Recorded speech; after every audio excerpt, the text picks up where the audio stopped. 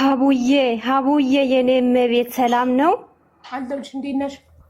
ወይኔ ሀቡዬ ልቤ ሁሉ ደነገጠ ዛሬ አንቺ እኔ ስላስገባሽኝ። ወይኔ ልቤ ደነገጠ ሀቡዬ እናቴ። ወይኔ 20 ደቂቃ ብቻ ነው ያለሽው።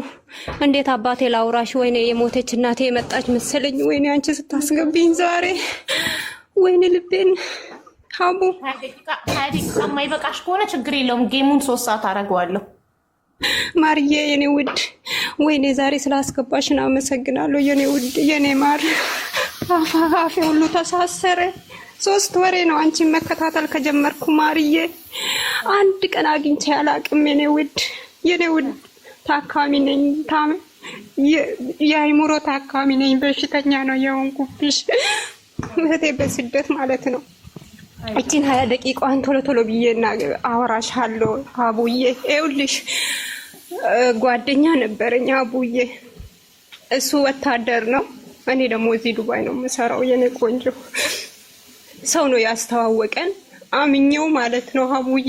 273,000 ብር ልኬበት ማለት ነው ቦታ እንገዛለን ብሎኝ፣ የራሴ ጓደኛ ደግሞ አስተዋውቂያት ማለት ነው።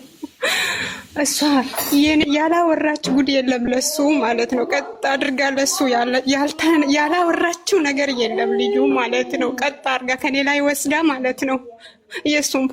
እሷም ፎቶዋን ፕሮፋይል አድርገ፣ እሷም የሱን ፎቶ ፕሮፋይል አደረጉ። ይደራረጉ፣ ምንም ማለት አይደለም አቡዬ። እኔ ስለሱ አይደለም አታለኝ፣ ግን ሸውዶኝ ማለት ነው።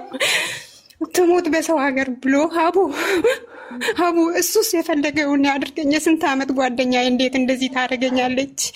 ሀቡዬ አልቻልኩም። እኔም ቤት ዛሬ ስላስገባሽኝ አመሰግናለሁ ሀቡዬ። አልቻልኩም፣ ማውራት ተንቀጠቀጠ ሰውነቴ ሁሉ። 3 ወሬ ነው አንቺን መከታተል ከጀመርኩ ሀቡ። ጓደኛ የበላችኝ አቡዬ። እዚህ ዱባይ ነው የምትኖረው፣ እሱ ሶማሊያ ነው የሚኖረው። አምኜው ቦታ እንገዛለን ብሎኝ ማ ይገዛልናል ብዬ ስጠይቀው ሀቡ አጎቴ ነው የሚገዛልን አለኝ መሰለኝ። አልሸወድም ነበር የተሸወርኩ። እሱ ሲሸውደኝ ጓደኛ እንዴት ትሸውደኛለች? ሌላኛዋ የእሷ ጓደኛ ናት ህይወቴን ያዳነችኝ። እኔ አላቃትም፣ እሷ ናት እኔ ላይ ጽፋ ማለት ነው አቡዬ። በፌስቡክ ፈልጋኝ የኔን ፎቶ ትልክባታለች ይችኛዋ ማለት ነው። አንድኛዋ ደግሞ እንደ እቺ ልጅ ምን አይነት ሰው ናት? እቺ ምን አይነት ሰው ናት ትላለች። የኔን ቆሻሽነት ብቻ ነው የምታወራው አቡዬ። አሁን ተረጋጋው የኔ ፍቅር። ስታስገብኝ ድንግጬ ነው። ውሃ ብትጠጪ አሁን ትንሽ ትረጋጊያለሽ።